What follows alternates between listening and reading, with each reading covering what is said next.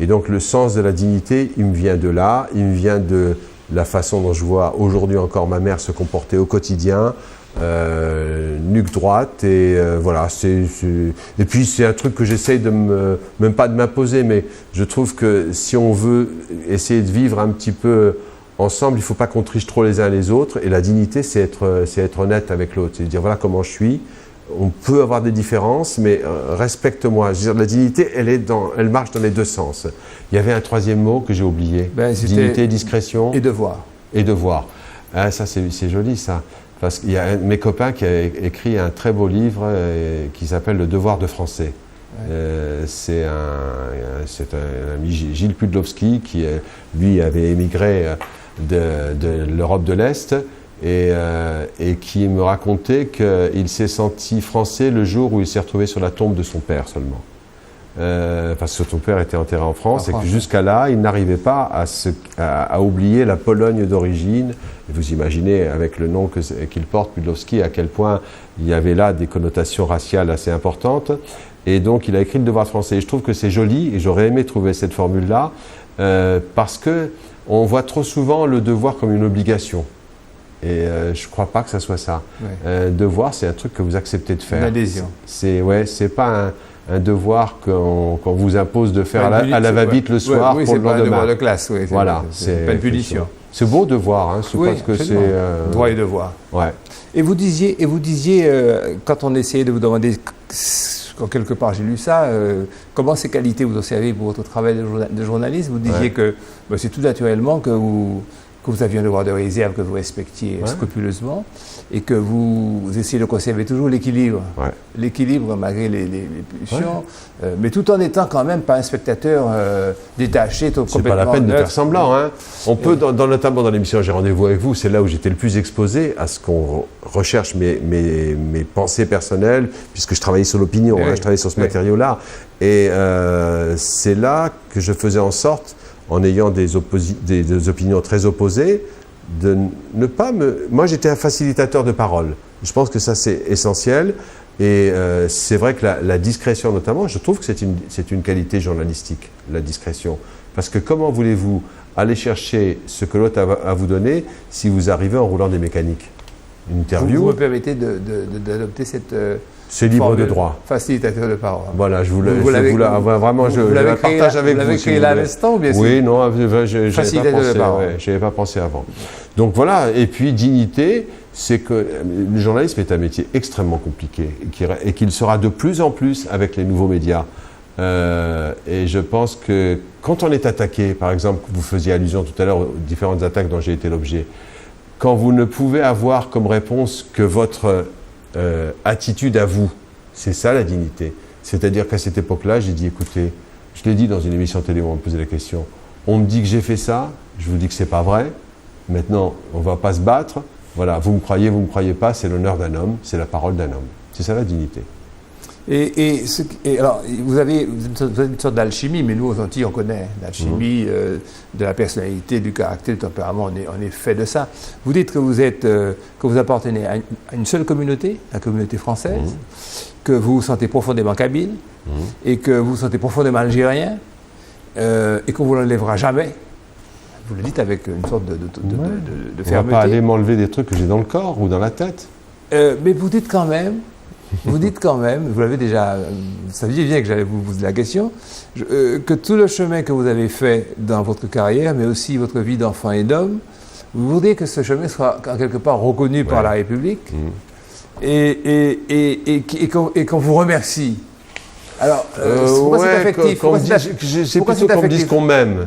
Je ne sais pas si j'ai dit remercie, mais vous avez dit remercie, et puis après vous avez dit, on a besoin d'être aimé et qu'on vous dise, attendez, non, j'ai pas fini, et vous disent, on va vous montrer, je ne vous interromprai plus. On va vous montrer, non mais il faut, qu'on va vous montrer qu'on vous aime bien aussi, pas du tout, aussi, vous allez ajouter deux choses. Alors d'abord, je reprends, qu'on vous remercie pour tout ce que vous avez fait, et qu'on vous dise qu'on vous aime. Vous pensez que la France a cette obligation dans le cadre de l'assimilation, de l'intégration? Si une mère n'aime pas ses enfants, quelle que soit leur origine, alors là, vraiment, il y a un problème. Vous avez le sentiment que la République, elle aime quelqu'un?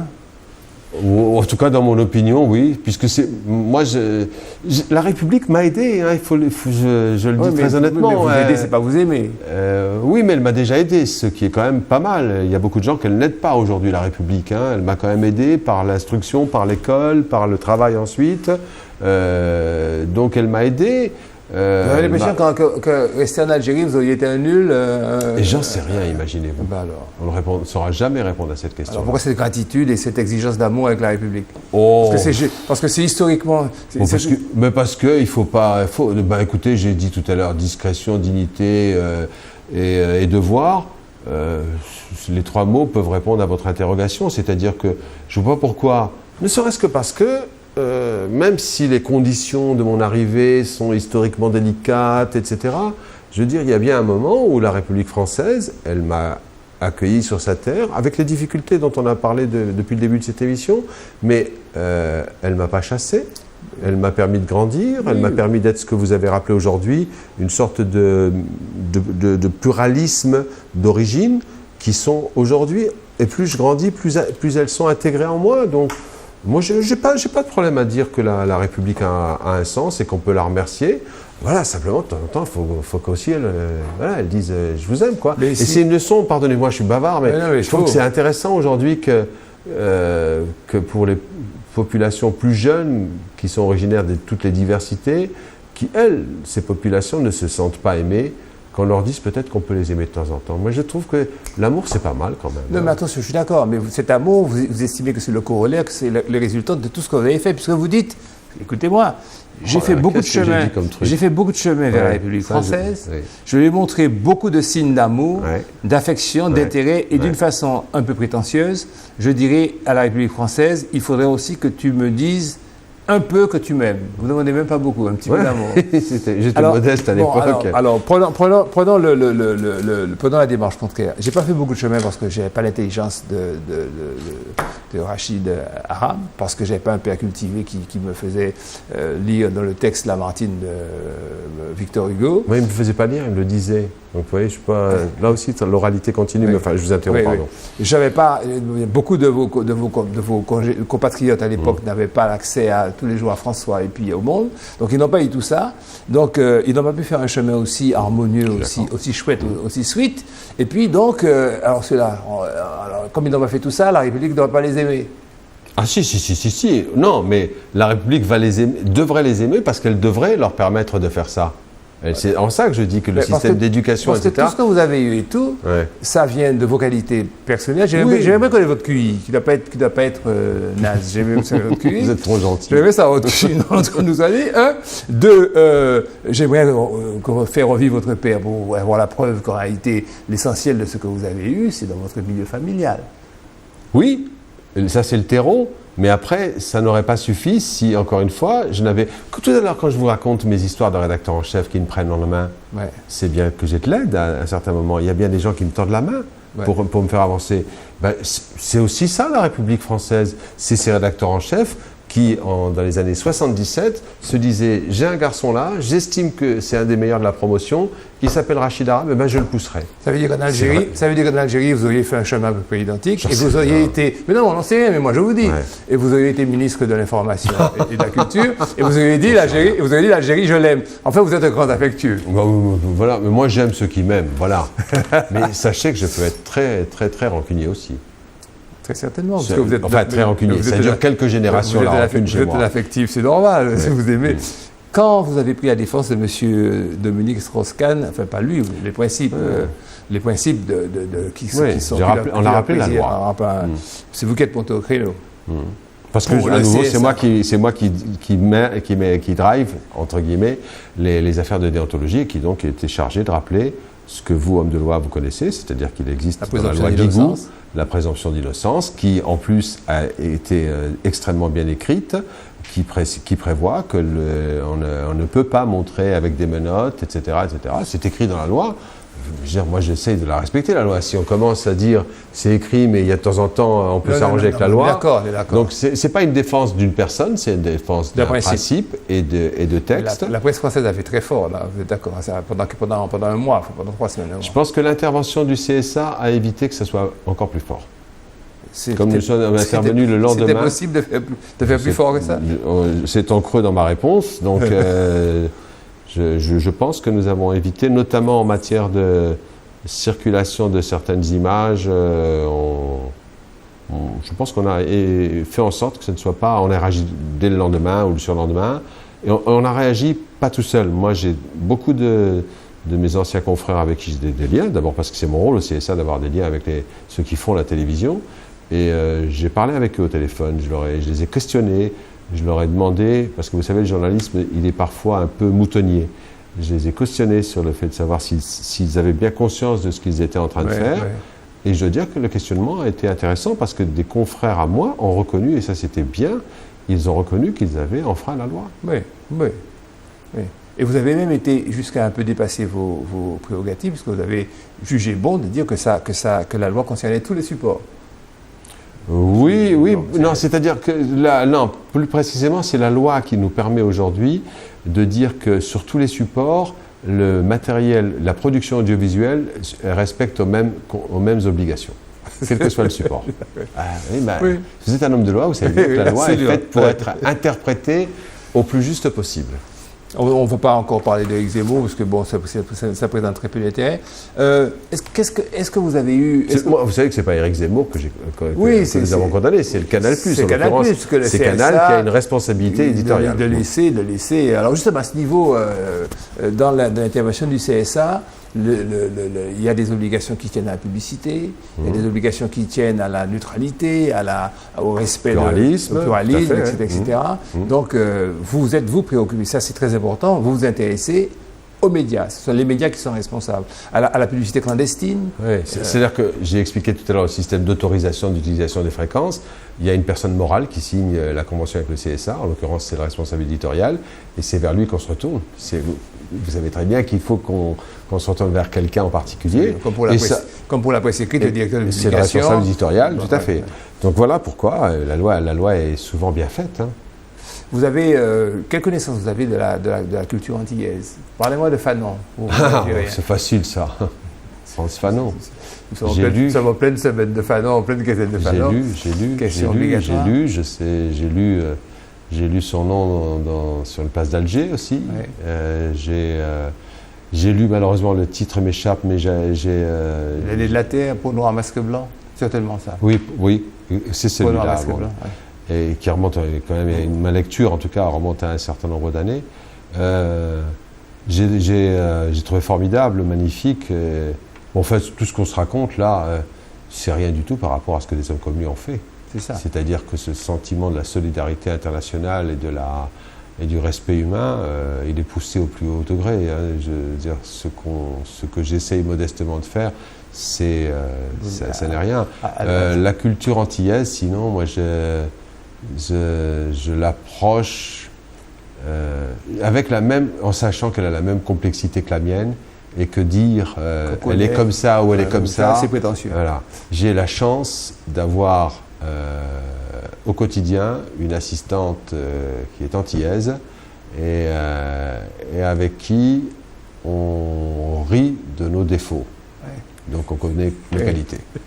Parlez-moi un petit peu du printemps arabe. Pendant que je vous tiens, ça fait plus qu'une heure de vérité, là. Il reste quelques minutes. Vraiment, les dernières minutes, ça faut que je vous chope sur le printemps et l'automne arabe. Ouais. Les élections, le danger pour l'Occident. Le danger, les frères musulmans, enfin, tout ça. Comment vous voyez ça, vous? Faites pas peur à tout le monde. Frères musulmans, c'est en Égypte. Hein. Oui. Hein, certes, il y a en ce moment un scrutin qui risque de leur donner la majorité. Pardon, qui risque, je ne sais pas qualifier, qui leur donnera peut-être la majorité. Il y a eu 2 scrutins récents. Les journalistes font trop vite le lien. J'ai entendu l'autre jour, après la Tunisie, le Maroc choisit l'islam modéré. C'est un peu facile, les situations des pays que je connais assez bien, l'Égypte moins bien, mais que je connais bien, d'abord à titre personnel et ensuite parce que je travaille beaucoup avec eux dans le cadre du printemps arabe, fait que je pense que c'est impossible de chercher à dire à la place d'un peuple ce qu'il souhaite. Après, il faut simplement lui laisser la possibilité de faire marche arrière. Voilà, moi j'essaye juste de rappeler que ces printemps arabes, ils sont nés de l'explosion de colère rentrée pendant des décennies. Je n'imagine pas, parce que je ne veux pas qu'on continue de voir les Arabes, je ne le suis pas comme vous l'avez compris depuis un moment, donc je peux le dire de façon très déterminée, sont des hommes rangés finalement à une sorte de sous-culture et qui s'en sortiront jamais. Beaucoup de gens pensent ça. Ah non, mais c'est fini maintenant. Là, on commence à penser le contraire. On l'a pensé des Noirs également, vous le savez très bien. On a pensé longtemps que, suivant la couleur, l'aspect, nous avions un nombre de neurones plus ou moins important. Bon, paradigme. On a un certain nombre à essayer d'avoir prouvé le contraire bien avant nous. Hein. Donc moi, je suis plutôt en confiance. Et puis j'essaye, puisque maintenant, aujourd'hui, je peux agir et non pas commenter, j'essaye avec la Tunisie, ça on a fait avec le Maroc. Avec la Tunisie, j'y suis beaucoup allé depuis la Révolution pour les aider à ma façon à monter une sorte de CSA local, à monter un audiovisuel qui soit crédible et cohérent, de telle façon que les Tunisiens choisissent leur avenir. Ça fait un peu homme politique de dire ça. Moi, j'ai plutôt confiance et je pense qu'il ne faut pas qu'on... Je suis athée, hein, je tiens à le dire, hein, mais il ne faut pas qu'on diabolise à ce point-là. Vous avez vu, l'islam, on est devenu vite islamiste. C'est comme terroriste, ça finit de la même façon, intégriste. En règle générale, les mots en is ne sont pas positifs. Absolument. Je ne dis pas du tout qu'il n'y a pas des choses horriblement condamnables dans ce qui est prôné par un certain nombre de ces élus-là. Mais je refuse en tout cas qu'on dise que c'est le peuple ou les peuples qui sont comme ça. Il y a certainement beaucoup de choses à faire, mais il faudrait, comme vous l'avez vécu vous ici, il faudrait qu'un jour on commence à regarder l'ensemble des nations un peu sans condescendance. Prendre un autre exemple pour qu'on oublie nos origines respectives. Regardez la façon dont on a regardé les Chinois jusqu'à aujourd'hui. Et puis maintenant, ils vont sauver l'Europe, ils vont sauver l'euro. Est-ce que le dernier mot, la Syrie, c'est embêtant quand même, ce qui se passe en Syrie? Mais honnêtement, je ne vais pas m'ériger en grand juge. Je suis comme vous, je regarde des images, j'en ai regardé encore il y a quelques heures, des images qui me font très mal, mais qui me rappellent simplement que le journalisme a un sens et qu'aujourd'hui, heureusement qu'il y a des journalistes et heureusement qu'il y a des gens, y compris dans des pays arabes, qui sont assez forts face à l'adversité pour continuer de dire que ce qui se passe n'est pas normal. Même si nos collègues de sexe féminin risquent de se faire violer parfois parce qu'il y a des dérapages. C'était en Égypte. En Égypte, absolument, en Égypte. Des dérapages incontrôlables et qui sont le fait de toute l'humanité, toute couleur, toute race, toute ethnie confondue. Rachid, arabe, je ne vous ai pas trop embêté pendant une heure? Non, et moi? Je n'ai pas fait dépasser... Ah non, c'était charmant. Je n'ai pas fait dépasser la mesure, votre devoir de réserve. Non, c'est bien dans les rails. Je pars du principe que ce qui concerne ma vie avant le CSA m'appartient, donc je peux en parler et je pense que je dois en parler. Ce qui concerne mes affaires au CSA, j'ai des obligations de réserve que j'ai essayé de respecter. Vous avez eu la gentillesse de ne pas chercher à me mettre en position délicate là-dessus. Et sur le dernier point, sur les questions un peu internationales, je m'occupe des affaires internationales. J'essaie de le faire dans un esprit de coopération et de ne pas donner des jugements parce que quand on a mes origines, on ne peut pas se situer un jour, se poser un jour dans le rôle de celui qui donne des leçons. Ethnocentrique. En tous les cas, je vous remercie beaucoup. Nous avons passé une heure d'informations sur ce qu'est le CSA, sur la personnalité, la connaissance d'un homme passionnant, comme nous, d'une identité complexe, multiforme, protéiforme, mais enfin, ayant estimé qu'il est bien dans sa peau de Français, avec son identité berbère. C'est son choix, en tous les cas. Je peux avoir un mot de fin? Absolument, que vous allez comprendre. Il est à vous. Et que j'ai piqué un très grand poète algérien, kabyle, chrétien, par ailleurs. Il existe des chrétiens en Kabylie. Il s'appelait Jean Amrouche. Vous avez peut-être déjà entendu, qui est l'auteur, qui est un homme de radio aussi, qui avait dit un truc qui m'a servi de tout le temps. Il avait dit, parce qu'il écrivait très bien en français, il avait dit « Je parle en français, je pleure en kabyle ». Magnifique. C'est bien, je crois que je ne dis plus rien. Merci. À la semaine prochaine. Au revoir.